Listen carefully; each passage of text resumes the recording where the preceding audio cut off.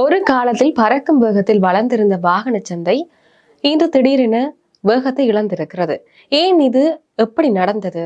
எப்படி விலைகள் திடீரென வீழ்ந்தன? அதன் விளைவுகள் என்ன என்றுதான் இதை ஆழமாக இன்று பார்க்க போகிறோம்.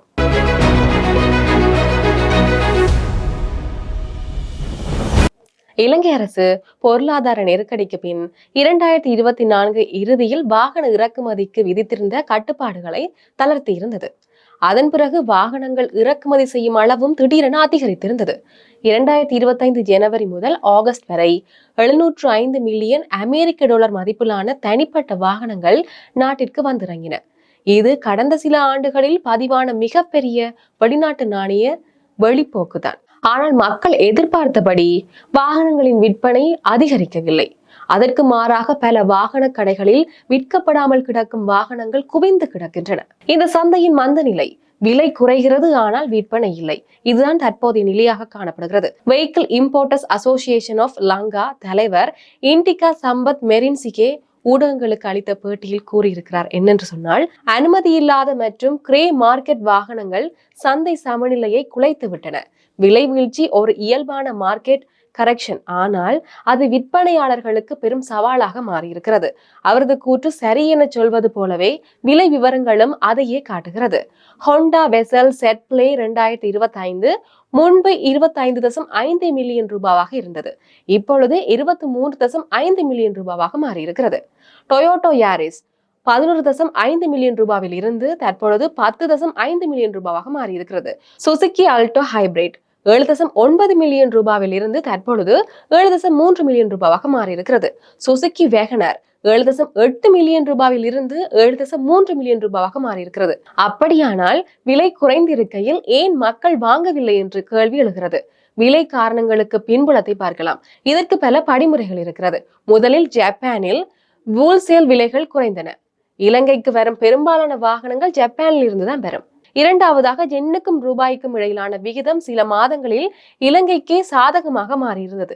இதனால் இறக்குமதி விலைகளும் குறைந்திருந்தன. ஆனால் இதை தாண்டி உள்ளூர் சந்தை சிக்கல்கள் ஆழமாக இருந்தன.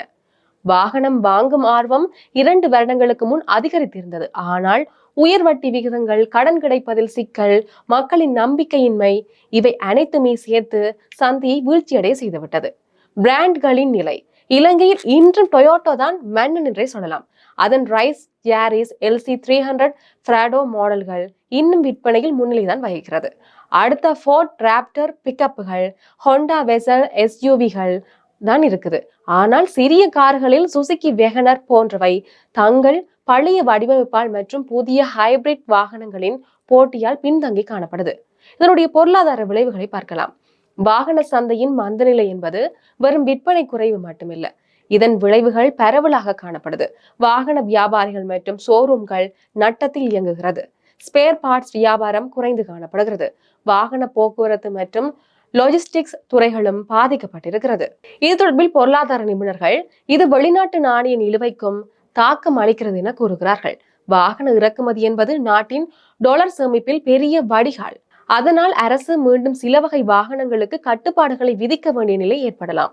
எதிர்காலம் மற்றும் கொள்கை சவால்கள் எப்படி இருக்க போகிறது என்று பார்க்கலாம். இப்போது கேள்வி என்று சொன்னால், இலங்கையின் வாகன சந்தை மீண்டும் உயிர்ப்பிக்குமா என்றுதான்.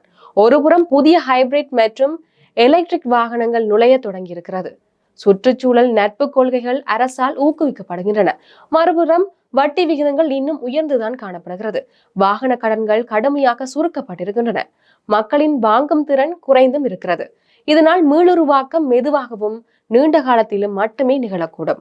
ஒரு காலத்தில் சமூக அந்தஸ்தின் அடையாளம் என்ற வாகனம் இன்று பொருளாதார அளவுகோலாக மாறியிருக்கிறது.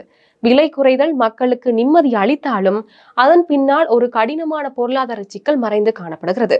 இலங்கையின் வாகன சந்தை தற்போது ஒரு சந்திப்பில் நிற்கிறது. வளர்ச்சி மற்றும் நிதி பொறுப்புகள் சமநிலையை பிடிக்க வேண்டிய நேரம்தான் இது. இவ்வாறு வாகனங்களின் விலை குறைந்தாலும் மக்களுடைய பொருளாதார நிலை வீழ்ச்சியடைந்தே காணப்படுகிறது. இதனால் மக்கள் வாகனங்களை வேண்டுவதில் நாட்டத்தை குறைத்து இருக்கிறார்கள்.